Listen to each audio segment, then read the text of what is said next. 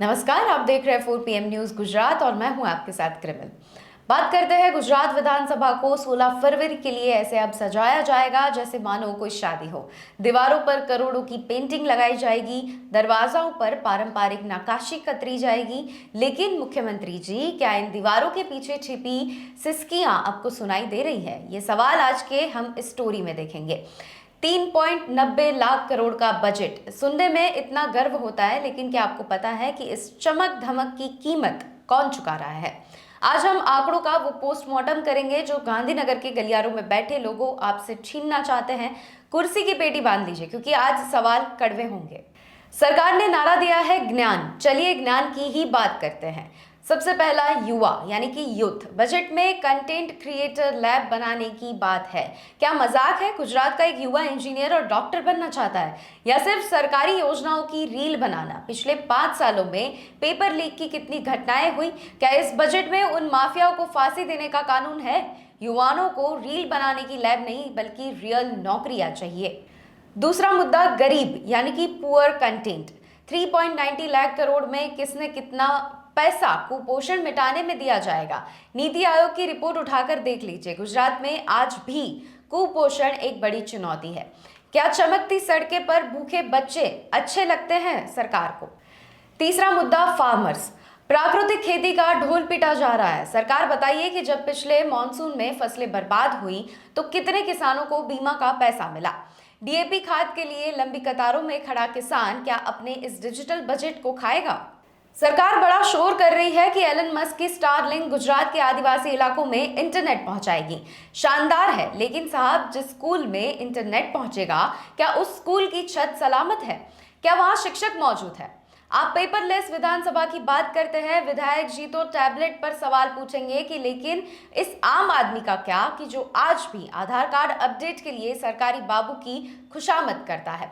Digital India के नाम पर बड़ी कंपनियों को टैक्स में छूट दी जाती है और आम जनता से सर्विस चार्ज वसूला जाता है। क्या ये बजट आम जनता के लिए है या कॉर्पोरेट दोस्तों के लिए रेड कार्पेट? अब आते हैं सबसे कड़वे सच पर। पैसा कहां से आएगा? गुजरात पर कर्ज का बोझ 3 लाख करोड़ से ऊपर जा चुका है। 3.90 लाख करोड़ का ये बजट पेश करने वाली सरकार क्या ये नहीं बताती कि इस बजट का एक बड़ा सा हिस्सा केवल पुराने कर्जों का ब्याज यानी कि इंटरेस्ट भरने में चला जाता है? जनता को मुफ्त रेवड़ी का ताना देने वाली ये सरकार बताए कि बड़े उद्योगपतियों का जो करोड़ों का सब्सिडी दे जा रहा है वो कहां से जा रहा है? क्या ये जनता को टैक्स का अपमान नहीं है तो और क्या है? मध्यम वर्ग यानी कि मिडिल क्लास आज भी पेट्रोल, डीजल और वेट की चक्की में पीस रहा है। क्या इस बजट में मिडिल क्लास को कोई टैक्स राहत मिलेगी, या सिर्फ भविष्य का सपना बेचकर घर भेज दिया जाएगा? तो अब कुछ फैक्ट चेक भी देखते हैं। 2025 के बजट में दिए गए वादे क्या पूरे हुए? एक नजर उस पर भी डालिए।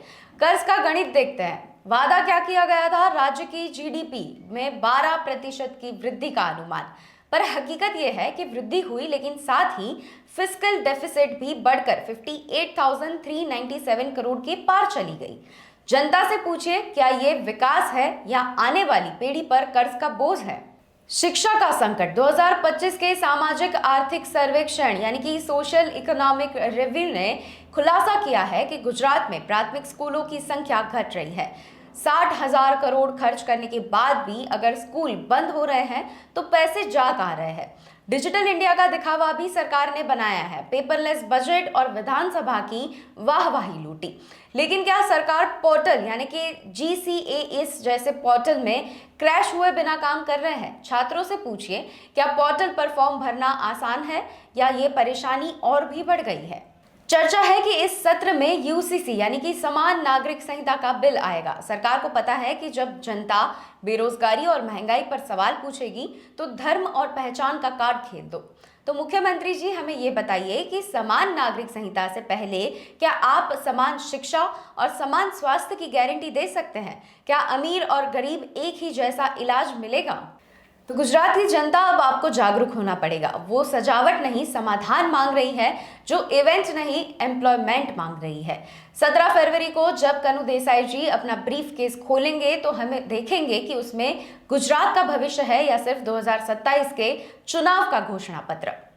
ये बजट सत्र 38 दिन चलेगा। हम हर दिन हर एक विधेयक और हर घोटाले पर नजर रखेंगे। सरकार से सवाल पूछना हमारा हक है और जवाब देना उनकी जिम्मेदारी। अगर आपको लगता है कि गुजरात की इस चमक धमक के पीछे की सच्चाई सबके सामने आनी चाहिए, तो इस वीडियो को इतना शेयर करें कि गांधीनगर तक इसकी गूंज सुनाई दे। आपका क्या मानना है? क्या गुजरात का ये बजट वाकई एक रिकॉर्ड तोड़ विकास लाएगा या ये सिर्फ एक और चुनावी स्टंट है? नीचे कमेंट में अपनी राय जरूर दें। सब्सक्राइब करें 4 PM न्यूज को, क्योंकि हम सच बोलना कभी नहीं छोड़ेंगे। नमस्कार।